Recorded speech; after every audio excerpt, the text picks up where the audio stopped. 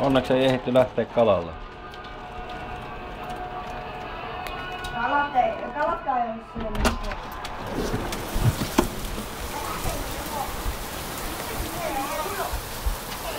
Laitettiin pihalle, niin ei hernaiko! Se on ihan valkoinen. Rakeita! Levitä se ja isoja! Levitä se pyyhekkä, ne tulee siihen. Vähän jännän näköisiä. No ne on ihan sellaisilta jäätelöpallolta, mitä on niin siinä on jäätelö. Niin. Onko ne muka näin pian? Ja monenpa paikka sinne. Okei.